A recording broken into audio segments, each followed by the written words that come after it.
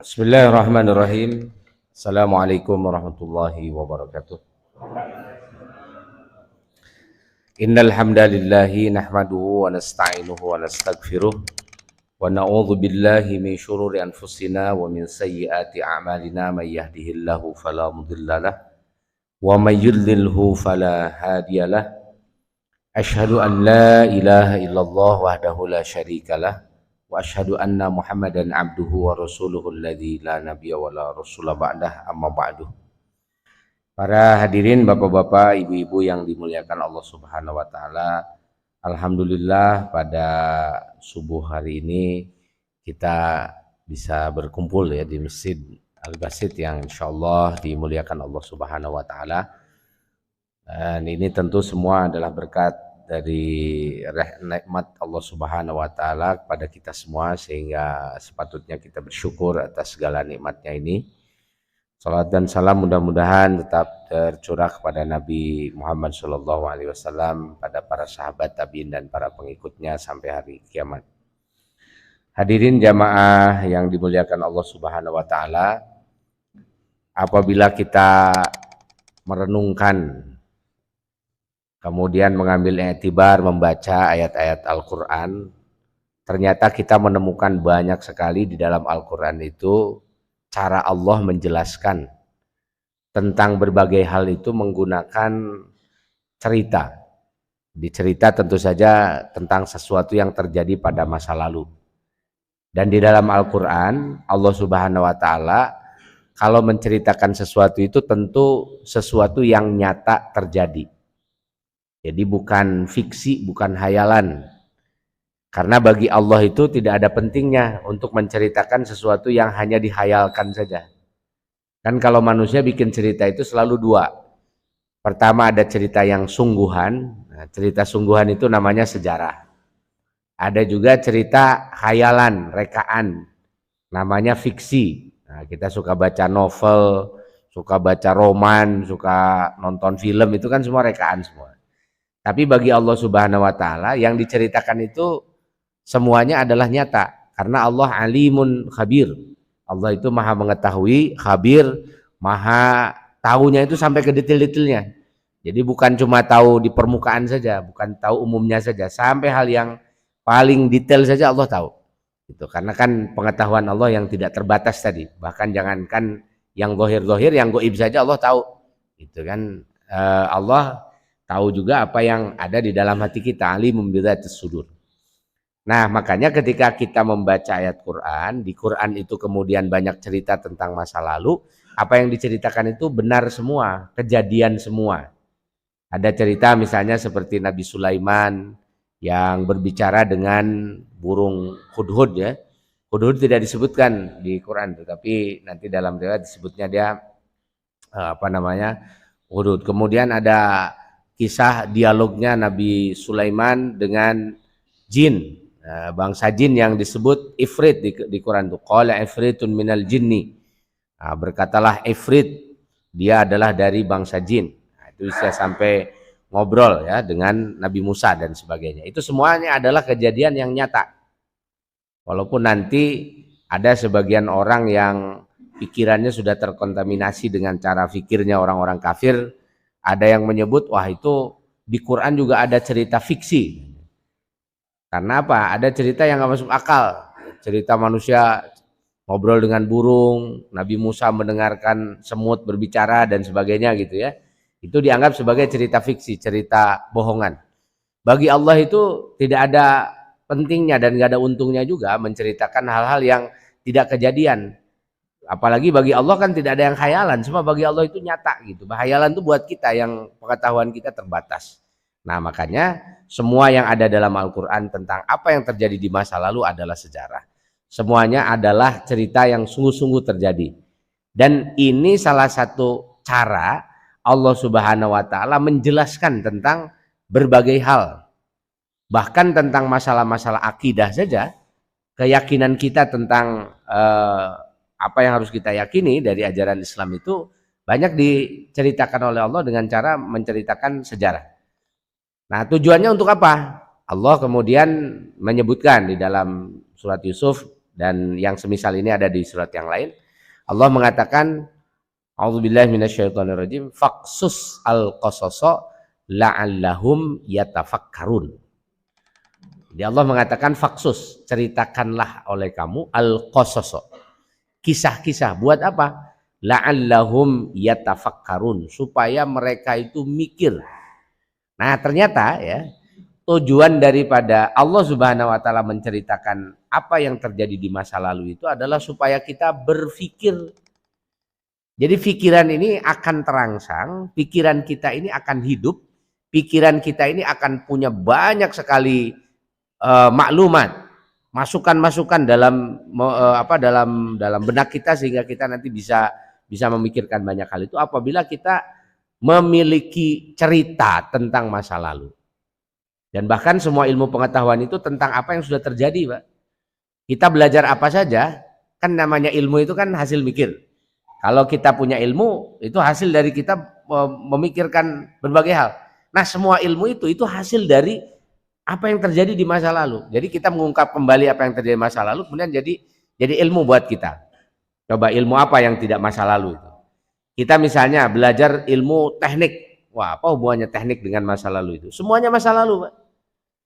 Kita mempelajari teori-teori tentang umpamanya ini teknik bikin bangunan begini, begitu dan sebagainya. Ini kan berdasarkan sesuatu yang pernah terjadi di masa lalu, ada pengalamannya. Kalau nggak ada pengalaman itu yang terjadi di masa lalu, kita nggak akan bisa bikin yang baru. Perlu ada pijakan pengalaman dulu pada masa lalu itu. Kenapa misalnya kita pakai itu ya, pakai kusennya kok dari aluminium gitu. Karena ada pengalaman mungkin di masa lalu. Masa lalu pengalamannya pakai kayu. Kayunya sering kena rayap dan sebagainya gitu ya, atau kayunya udah mulai habis, dan maka kemudian kita coba yang baru. Nah, kita mencoba yang baru, memikirkan yang baru itu setelah ada cerita tentang yang lalu.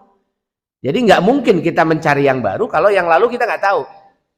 Gitu. Jadi yang baru-baru itu kan hasil dari perenungan kita, pemikiran kita tentang masa lalu itu.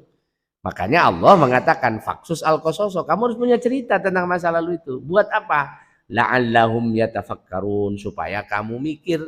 Gitu. Jadi kalau kita ingin banyak berpikir, maka kita harus lebih banyak tahu tentang masa lalu. Nah, itulah tujuannya Allah Subhanahu wa taala. Kenapa di Quran 2/3 isinya Al-Quran itu adalah kisah-kisah.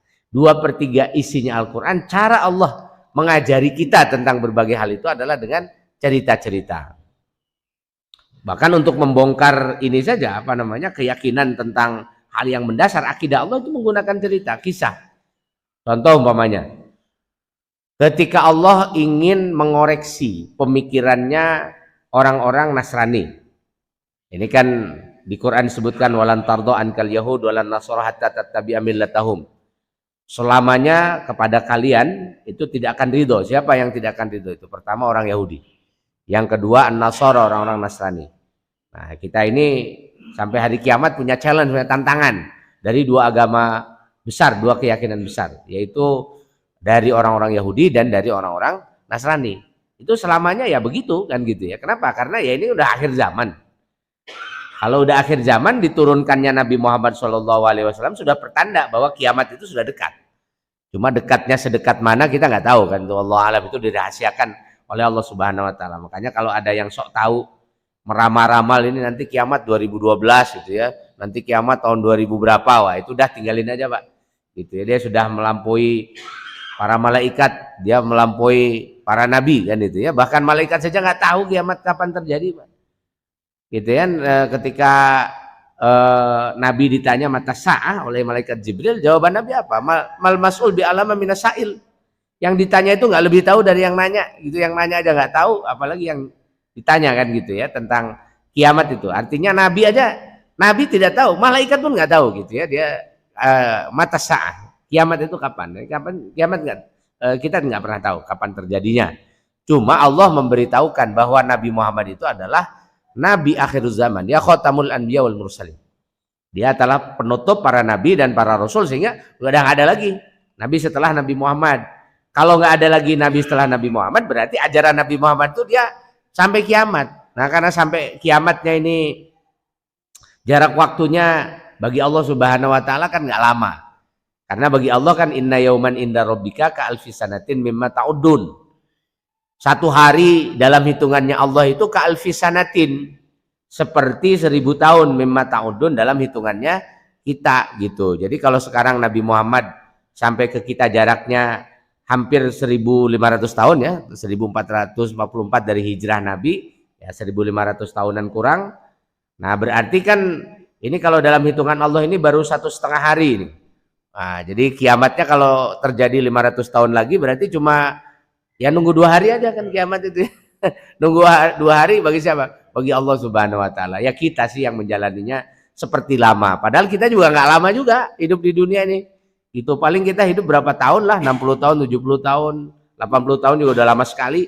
Udah gitu sudah kita masuk ke fase kiamat. Cuma kiamatnya kiamat sugro ya, kiamat kecil. Kita menunggu aja nanti sampai kiamat kubro itu. Kita nggak ada yang usianya sampai 1000 tahun seperti zaman Nabi Adam, Nabi Nuh gitu ya. Usia kita ini usia akhir zaman sudah kecil-kecil, sudah pendek-pendek umurnya. Nah, pendek-pendek umurnya itu juga bersamaan dengan semakin mengecilnya postur tubuh.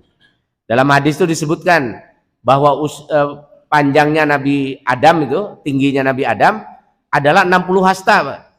60 hasta itu kalau 1 hasta 50 cm itu berarti 30 meter.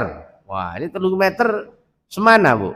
Wah, ini aja kita 1,5 meter aja udah kelihatan tinggi. 1,7 itu udah tinggi ya, udah pemain basket tuh 170 tuh. Pemain bola udah tinggi-tinggi. Ini 30 meter bayangkan tuh Nabi Adam. Nah, jadi kalau Nabi Adam 30 meter kalau bikin rumah segede apa? Nah, makanya nggak usah heran kalau ada peninggalan zaman-zaman misalnya kalau kita ke Madain Saleh ya, Madain Saleh ini kotanya zaman Nabi Saleh itu, bangunannya tinggi-tinggi sekali kan gitu. Itu nggak usah heran gitu, karena postur tubuh zaman itu manusia tinggi-tinggi, dan kata Rasulullah SAW, jadi semakin ke sini ukuran tubuh manusia itu semakin berkurang, dan nanti ukuran tubuh terakhir manusia itu adalah zamannya Nabi Muhammad SAW yang nggak lewat dari 2 meter itu. Nah itu udah tanda bahwa manusia sudah masa fase akhir. Nah makanya wajar semakin ke sini umur manusia semakin pendek gitu. Dulu panjang-panjang umurnya gitu. Nabi Adam umurnya sampai ribuan tahun kan, itu ratusan tahun. Nabi Nuh aja berdakwahnya saja 950 tahun itu dakwahnya kan gitu ya. Nah belum dia sampai dewasa, mungkin umurnya lebih dari 1000 tahun gitu. Nabi Ibrahim itu kan lama sekali tuh, sampai berapa ratus tahun ya.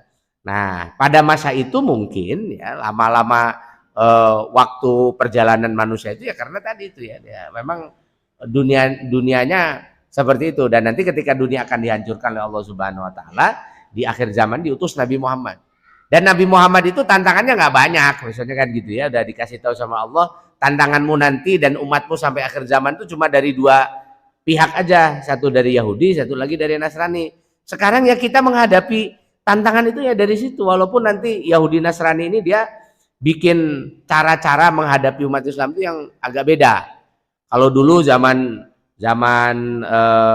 setelah Khulafaur Rasyidin ke sini kan, orang-orang Nasrani ini mereka men-challenge umat Islam itu dengan kekuatan politik. Nah, kekuatan politik misalnya karena mereka kan penguasa dunia ya, ada kerajaan Romawi. Kerajaan Romawi itu kerajaan Nasrani yang besar sekali kan gitu ya, yang menguasai hampir lebih dari setengahnya dunia. Maka mereka men-challenge umat Islam itu dengan politik. Ya dihadapinya dengan politik lagi. Ada perang salib, ada perang Manzikert, ada perang macam-macam tuh, perang dengan orang-orang Nasrani itu. Nah itu yang sampai nanti umat Islam tuh mendapatkan banyak kemenangan dalam perang-perang dengan orang Nasrani itu, sehingga menjadi kisah yang membuat kita menjadi punya semangat besar bahwa kita akan bisa menghadapi kekuatan sebesar apapun. Kita misalnya dengar ada dalam sejarah itu kan keberhasilan Muhammad Al-Fatih dalam menghancurkan Konstantinopel gitu. Itu usaha umat Islam berapa tahun tuh? 800 tahun. 800 tahun untuk bisa menaklukkan pusat kekuasaannya Romawi, Konstantinopel yang sekarang jadi Istanbul itu. Karena yang pertama kali nyerang Konstantinopel itu adalah Muawiyah bin Abi Sufyan. Dia kirimkan pasukan di bawah Yazid bin Muawiyah. Anaknya Yazid bin Muawiyah itu adalah panglima pertama yang dikirimkan oleh umat Islam menyerang Konstantinopel bersama dengan para sahabat yang lain. Ada Abdullah bin Zubair, ada juga Abu Ayyub Al-Ansori, sampai Abu Ayyub Al-Ansori itu meninggal di sana. Dia meninggal di Istanbul itu. Jadi kalau kita ke Istanbul, nah itu nanti kita cari itu apa masjid, namanya Masjid Ayub Sultan. Nah, Ayub Sultan itu di distrik Ayubiyah.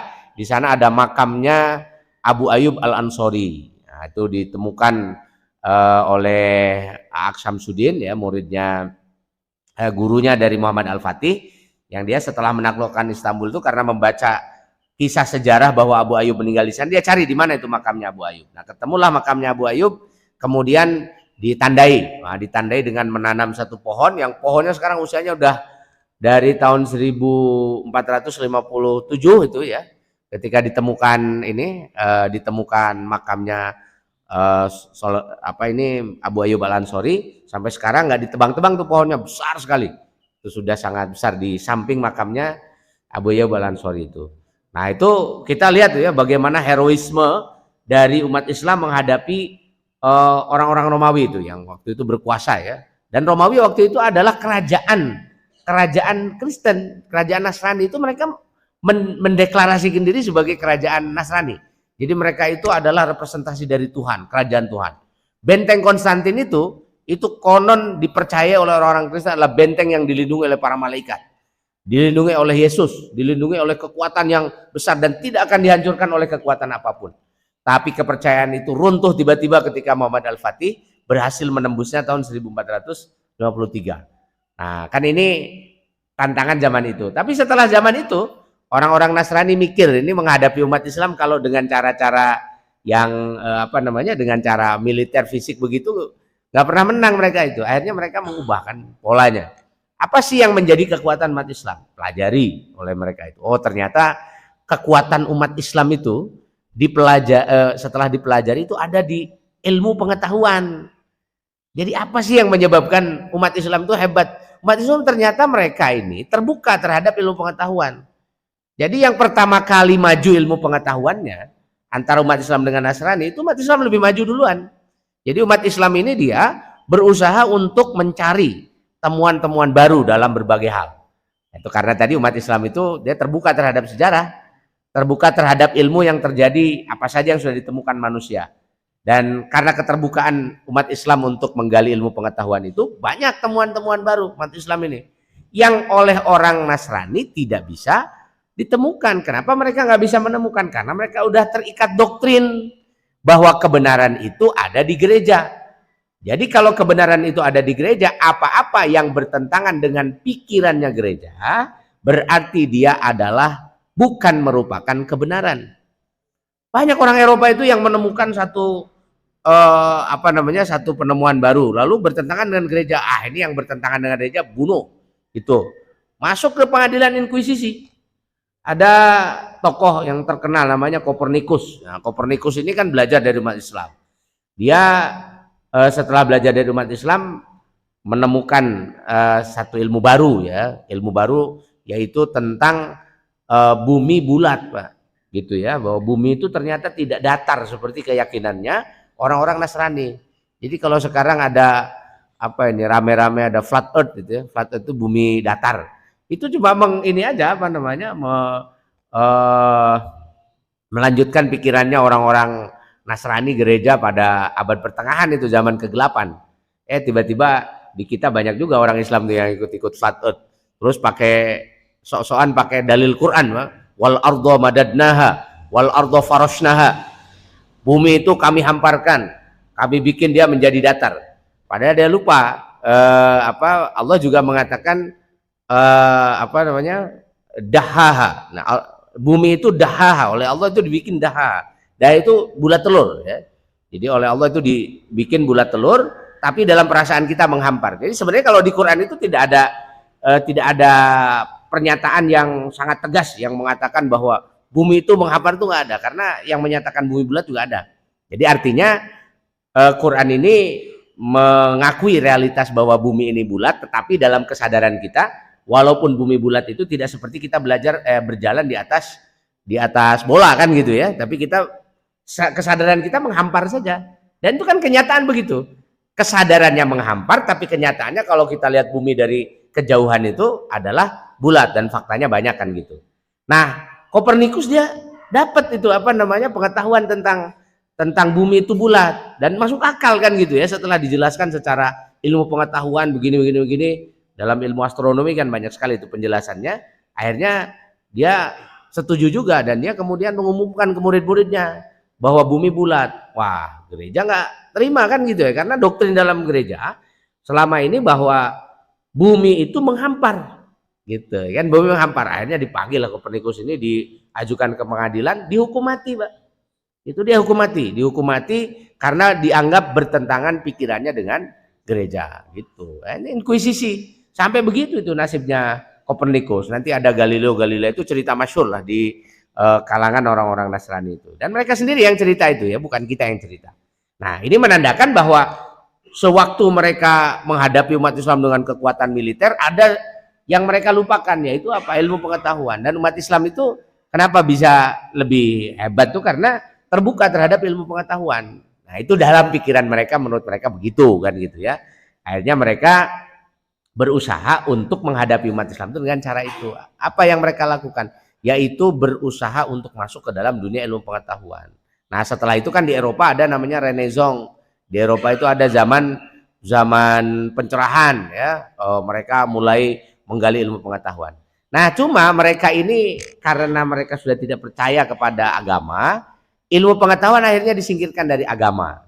Nah, muncullah satu fase, satu zaman di Eropa yang disebut dengan the modern age gitu ya, zaman modern.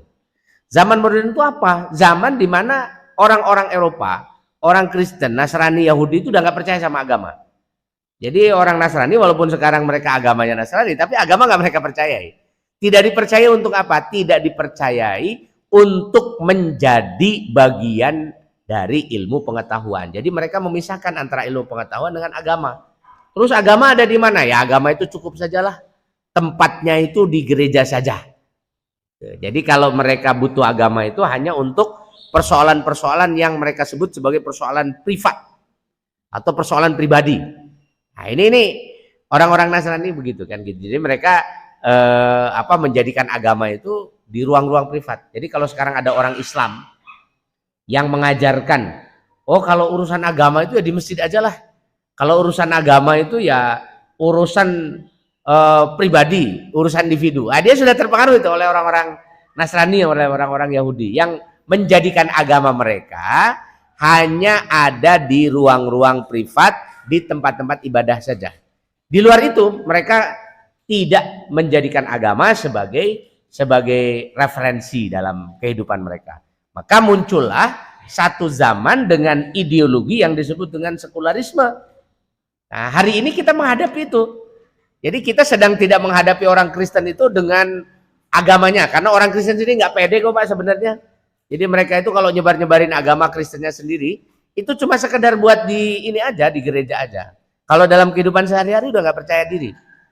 Nah, makanya walaupun gereja-gereja ini masih ada yang melakukan gerakan kristenisasi dan sebagainya, tapi sebetulnya sudah tidak dengan sepenuh hati itu. Sebab mereka sendiri itu sudah banyak meninggalkan doktrin-doktrin agama mereka. Itu makanya dalam perkembangan agama-agama dunia kan gitu. Justru yang paling pesat perkembangannya itu Islam. Kenapa Islam pesat perkembangannya? Karena orang Islam itu menyebarkan Islam itu dengan sepenuh hati dia.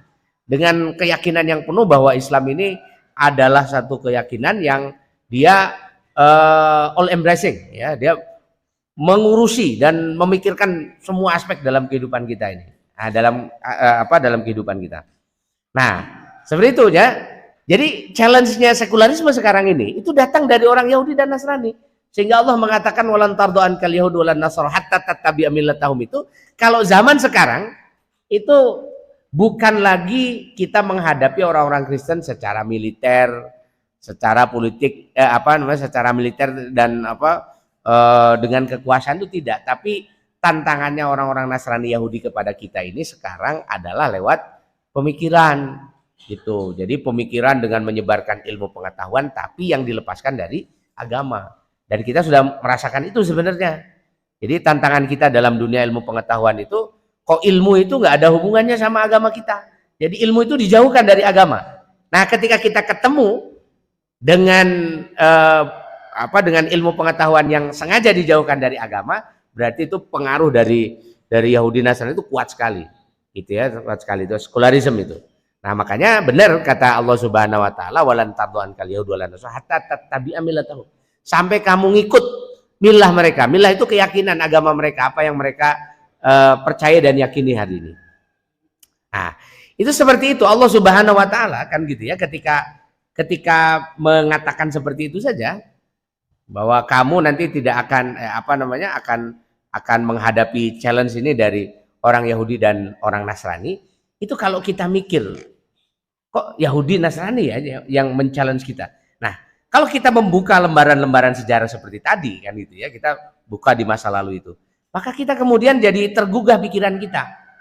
Tergugah pikiran kita bahwa oh ya ternyata betul nih tantangan yang dihadapi oleh kita hari ini seperti yang dikatakan oleh Allah Subhanahu wa taala. Nah, kemudian ketika Allah Subhanahu wa taala mulai meluruskan pandangan-pandangannya orang-orang Yahudi dan Nasrani, itu juga Allah Subhanahu wa taala itu langsung menohok kepada satu hal yang ada kaitan nanti dengan sejarah. Contoh misalnya, apa sih yang menjadi keyakinan dasarnya orang-orang Nasrani sampai rapuh begitu? Jadi sebetulnya kan kenapa Yahudi Nasrani kok bisa berubah-berubah itu keyakinannya. Yang tadinya dia menganggap kebenaran semuanya dari gereja, semuanya dari agama, terus tiba-tiba agama cuma dibikin jadi di wilayah privat dan sebagainya. Allah ngasih taunya apa? Mereka ini membangun keyakinan di atas dasar yang sangat rapuh. Apa dasar yang sangat rapuh itu?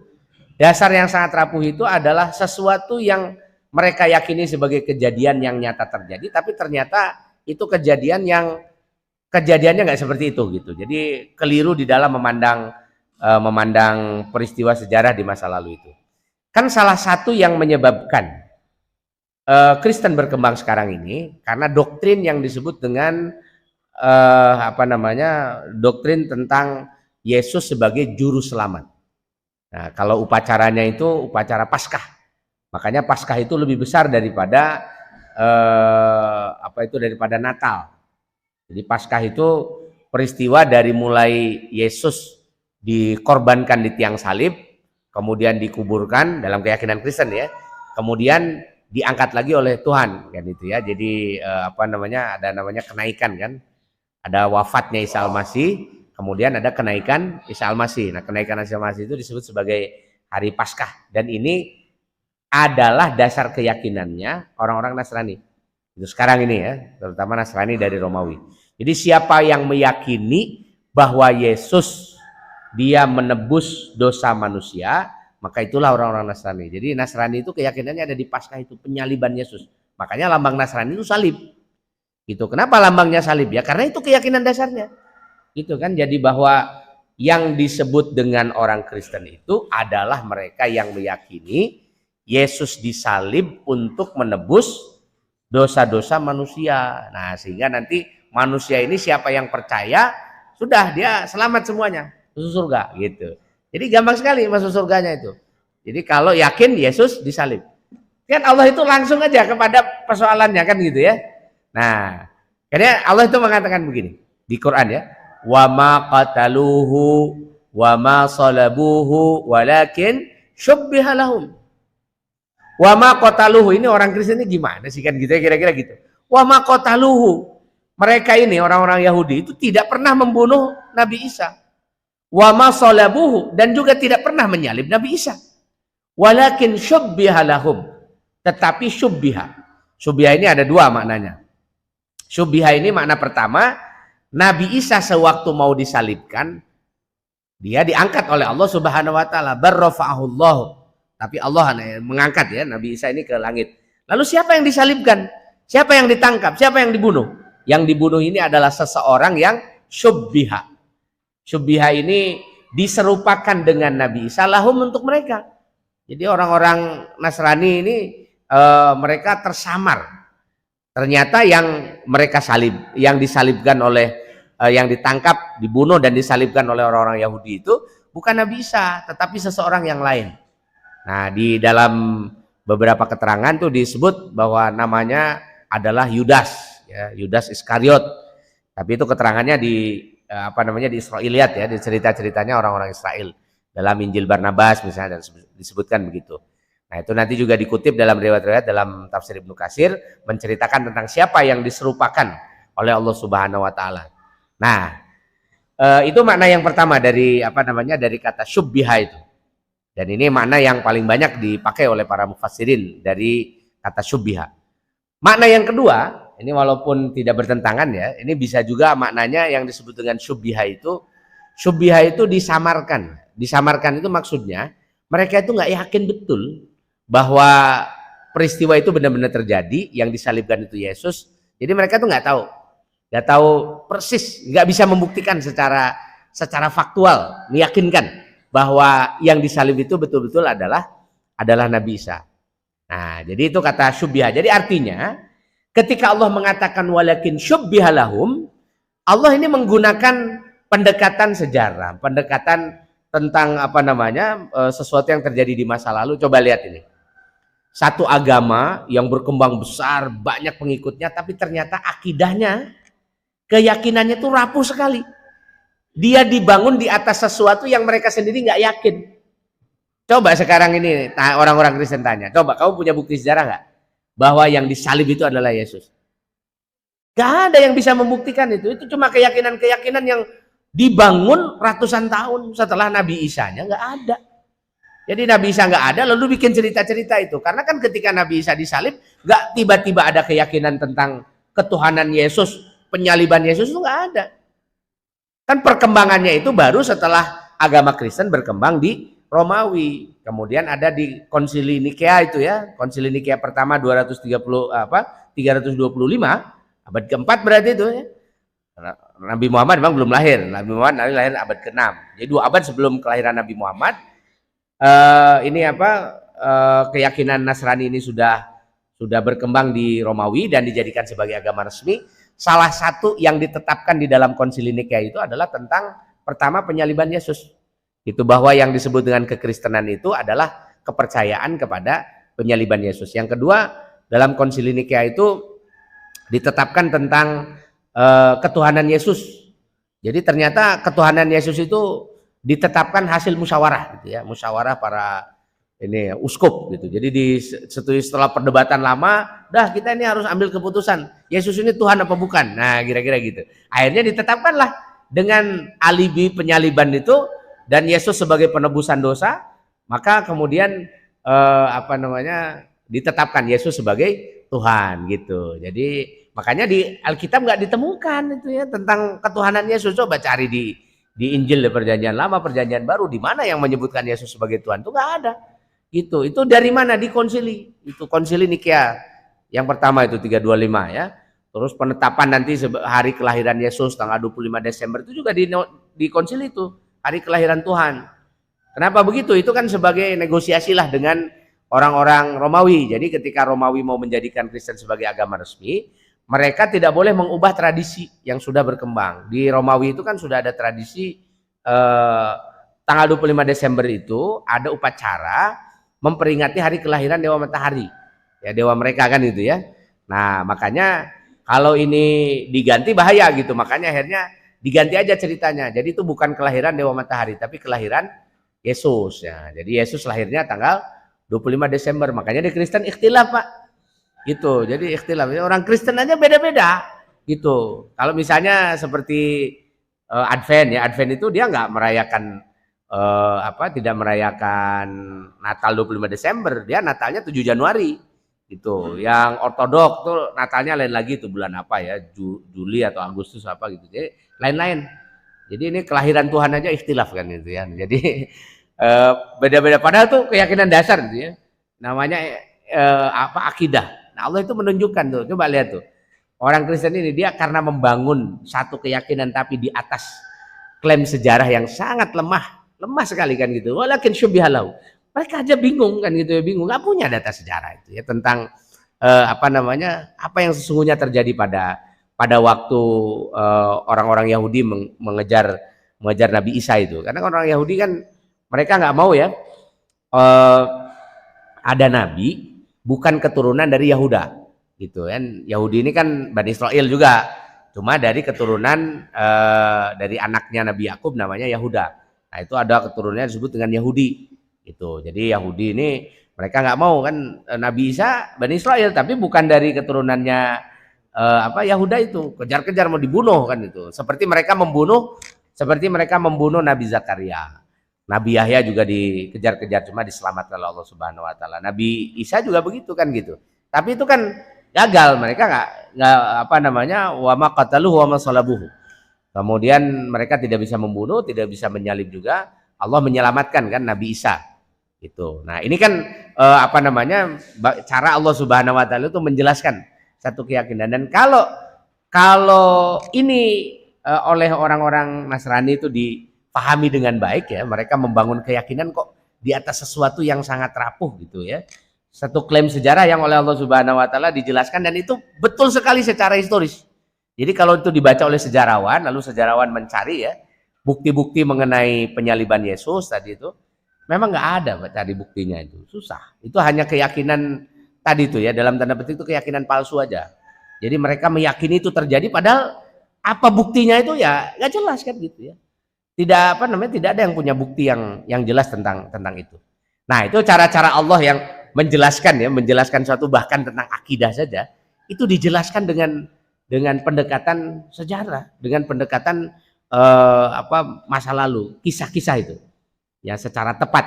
Nah, makanya sejarah ini menjadi sesuatu yang sangat penting bagi umat Islam. Di antara ilmu yang paling diperhatikan ya oleh umat Islam itu adalah sejarah. Sampai nanti cabang-cabang sejarah ini banyak sekali. Nah, karena memang nanti umat Islam ini sangat berkepentingan dengan sejarah untuk membangun ini bangunan keyakinannya. Contoh misalnya begini nih. Kita ini selalu ditantang apa? Katanya kita ini kan beragama harus dengan sunnah. Kalau sunnah itu apa? Sunnah itu adalah apa yang dikatakan Nabi, apa yang dilakukan oleh Nabi Muhammad SAW, apa yang disetujui Nabi atas perbuatannya para sahabat. Ya disebut sebagai sunnah qauliyah, sunnah fi'liyah, dan sunnah takririyah. Istilahnya kan begitu ya. Nah, ini kan sesuatu yang terjadi pada masa Nabi Muhammad. Kita ini sekarang jarak hidup dengan Nabi Muhammad itu lebih dari 1000 tahun. Bagaimana kita bisa yakin bahwa yang kita sebut sebagai sunnah itu sungguh-sungguh sesuatu yang terjadi pada masa Nabi Muhammad SAW? Coba misalnya ketika Rasul mengatakan Sallu kama ra'aitumuni usolli. Sholatlah kalian seperti kamu melihat aku sholat. Lalu gimana caranya melihat Rasulullah sholat kan itu? Nah, sholatnya Nabi itu gimana ya? Nabi itu menghadap ke kiblat. Nabi mengatakan, kalau kamu idza kuntum ila sholati fastaqbilil qiblah. Kalau kamu mau menegakkan sholat, maka kamu harus menghadap ke kiblat. Itu Nabi yang mengatakan begitu. Nah, pertanyaannya, kamu yakin nggak itu Nabi mengatakan begitu? Nah, itu kan pernyataan common sense sebagai manusia. Kalau kamu mengikuti Nabi, apa yang membuat kamu yakin bahwa itu adalah perkataan Nabi? Berarti kan harus ada perangkat yang membuktikan bahwa itu betul-betul perkataan Nabi. Nah, makanya di antara salah satu nasyad minal muslimin, nasyad ini kreativitas atau kemampuan umat Islam ya dalam menciptakan ilmu pengetahuan itu adalah menciptakan ilmu yang disebut dengan ilmu riwayah. Kenapa disebut ilmu riwayat? Karena Nabi Muhammad SAW tidak menyampaikan pesannya itu secara tertulis. Jadi nggak ada, Nabi itu kan ummi, nggak bisa nulis. Jadi pesan-pesan Nabi, sholatlah kalian dan sebagainya itu nggak ditulis. Kalau zaman ada tulisan kan adalah kita ya, ada surat-suratnya siapa, tulisannya siapa. Misalnya kita tidak sezaman nih dengan Buya Hamka misalnya. Tapi Buya Hamka itu kan nulis banyak buku. Itu bukunya banyak sekali sehingga kita tahu oh Buya Hamka ini mengatakan begini, menulis begini dari mana? Dari bukunya. Tapi kan Nabi tidak nulis. Nggak bisa baca, nggak bisa nulis. Lah lalu bagaimana kita bisa percaya bahwa itu adalah ucapannya Nabi? Nah, makanya ada ilmu namanya ilmu riwayat yang nanti berkembang menjadi ilmu hadis. Karena ilmu hadis ini ada dua ya, ada ilmu hadis riwayatan dan ilmu hadis diriwayatan. Itu ada riwayat, diriwayat. Riwayat itu maksudnya adalah ilmu yang mengumpulkan apa yang dikatakan Nabi, dilakukan Nabi, ya informasi tentang apa yang terjadi pada Nabi Muhammad SAW, atau ilmu tentang sunnahnya itu. Terus yang kedua dilengkapi lagi nanti ilmu riwayat ini dengan ilmu diroyah. Ilmu diroyah itu ilmu kritik, mengkritik riwayat-riwayat yang disampaikan oleh seseorang. Jadi kalau seseorang menyampaikan satu riwayat itu nanti pasti ditanya, kamu menyampaikan riwayat itu dari siapa? Kok berani-beraninya ngaku mengatakan itu dari Nabi? Padahal Nabi sendiri mengatakan kan, man kadzdzaba alayya muta'ammidan falyatabawwa maq'adahu minan nar. Barang siapa yang berdusta alayya, mengatasnamakan aku, muta'ammidan, dengan sengaja, falyatabawa maq'adahu minan nar, maka siap-siap tuh tempatmu di neraka. Wah, berarti kan orang nggak boleh dong sembarangan mengatakan ini lo kata Nabi nih, ini kata Rasul, ini kata apa kan gitu ya. Seenaknya begitu kan nggak bisa itu. Sekarang banyak orang yang sok-sokan Pak kan gitu. Wah, ini saya baru saja ketemu Nabi nih, salaman sama Nabi gitu. Nah, berarti kalau dia salaman sama Nabi luar biasa itu, dia sahabat Nabi. Gitu ya, karena kalau sahabat Nabi itu kan siapa yang bertemu dengan Nabi, beriman pada Nabi, meninggal dalam keadaan iman, itu dia disebut sahabat gitu. Jadi kalau ada orang sekarang ketemu Nabi, sahabat Nabi itu. Berarti dia bisa menyampaikan hadis itu kalau sahabat itu. Tapi kan orang yang begitu-begitu nggak bisa diverifikasi, Pak, kan gitu. Tidak bisa ditelusuri secara keilmuan. Gitu. Sehingga yang model-model begitu nggak usah terlalu diseriusi, Pak, kan gitu ya. Anggap aja orang lagi ngigo itu. Nah, jadi nah ini Nabi ketika mengatakan sesuatu kan gitu ya, mengatakan sesuatu dan sebagainya, kamu harus bisa membuktikan dari mana itu kamu perkataanmu itu. Oh, saya dapat dari si A, guru saya kan gitu ya. Itu guru kamu dapat dari mana? Dari si B, si C, terus saja kan gitu. Itu ada rangkaian sanadnya. Nah, sanad ini ya, sanad yang digunakan dalam rangkaian riwayat tentang hadis Nabi Muhammad SAW tadi itu ditelisik oleh para ulama ya, dengan ilmu yang sangat ketat, dicari nih siapa orang ini kan itu ya. Nanti ada ilmu namanya tarojum, ilmu tentang biografi orang-orang yang disebutkan itu. Ada banyak sekali yang tarojum ini yang ditulis oleh para ulama. Untuk apa? Untuk sekedar membuktikan bahwa orang yang disebut itu adalah orang yang nyata adanya. Terus yang kedua nanti dicari ya, di dalam tarojum itu apakah orang yang tadi disebut mendapatkan ilmu dari si A si B itu ketemu nggak? Kalau ketemu dia apa menyampaikan ilmu apa enggak? Terus orangnya bisa dipercaya apa enggak? Ukuran dipercaya itu apa? Kan itu wah sampai detail begitu. Ada ilmu jarah ta'dil, ada ilmu ruwat dan sebagainya kan gitu. Jadi ilmunya dikembangkan dengan sangat luar biasa sampai orang-orang Nasrani itu bingung gitu menghadapi umat Islam itu. Bingungnya apa? Umat Islam ketika mengklaim bahwa ini dari Nabi Muhammad SAW, perangkat ilmunya itu seabrek, Pak. Sampai orang menjadi yakin bahwa iya betul ini dari Nabi Muhammad SAW. Kalau tingkat keyakinannya tinggi mutawatir. Kalau agak rendah sedikit itu ahad. Ahad ini ada yang sahih, ada yang dhaif, ada juga yang hasan. Yang dhaif ini tidak palsu, cuma agak kurang meyakinkan. Makanya sering ditinggalkan, gitu ya. Nah, ada lagi yang palsu. Nah, kalau palsu itu bukan hadis. Tapi dia sering disebut hadis palsu, itu seperti gigi palsu, Pak, kan gitu ya. Nah, kalau gigi palsu kan bukan gigi, Pak. Cuma karena ditempel di gigi dia disebut gigi, kan gitu ya. Nah, hadis palsu juga begitu, bukan hadis dia. Sama sekali bukan dari Nabi Muhammad SAW, tapi karena sering ditempel dengan hadis-hadis, ya diklaim sebagai dari Nabi, jadi dia dianggap sebagai hadis itu. Padahal dia palsu, bukan hadis. Nah, seperti itulah kan itu umat Islam itu kayak gitu. Itu apa yang dimanfaatkan? Dimanfaatkan adalah pengetahuan tentang sejarah. Nah, ini makanya di dalam Islam itu yang namanya sejarah itu luar biasa. Dia menjadi sesuatu yang sangat penting, sangat fundamental gitu ya, sangat diperhatikan oleh para ulama. Ibnu Katsir ahli tafsir, tapi menulis juga Al-Bidayah wan Nihayah. Jadi para mufassirin itu banyak yang dia juga ahli sejarawan. Kemudian ada Imam Tobari menulis tafsir At-Tobari, terkenalnya mufassir. Tapi beliau juga adalah sejarawan. Menulis Tarikhul Umam Tarikhul Rusul wal Muluk. Kemudian ulama-ulama lainnya, ada Imam Suyuti, ada Imam Bukhari. Imam Bukhari itu nulis hadis, tapi nulis sejarah juga. Ada Tarikh Imam Bukhari. Kemudian ada siapa lagi? Banyak sekali ulama-ulama yang memberikan ihtimam, perhatian kepada sejarah karena memang ini adalah perkara yang sangat fundamental gitu. Jadi sangat penting dalam Islam itu. Maka benar kata Allah, faksus al-qasasa la'allahum yatafakkarun. Jadi kalau kita punya kisah, punya cerita, ayo kisahkanlah. Supaya apa? Supaya kita pikir gitu. Jadi umat Islam itu jangan sampai buta sejarah. Kalau kita buta sejarah itu nanti dibodoh-bodohi orang, nanti kita akan akan diserang orang, tapi kita nggak sadar gitu. Nah itu banyak nanti contoh-contohnya. Nah ini sebagai dasar saja yang bisa kita ambil dari Al-Quran untuk menjadi salah satu keyakinan buat kita bahwa memang umat Islam ini diantara umat yang memberikan perhatian kepada masalah-masalah sejarah secara serius sebagai bahan untuk pemikiran kita. Saya kira itu saja yang bisa disampaikan, mudah-mudahan ada manfaatnya.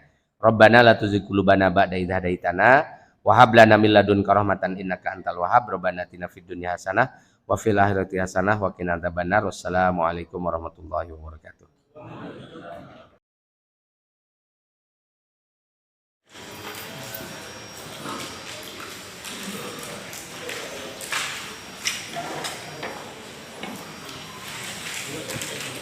Terima kasih.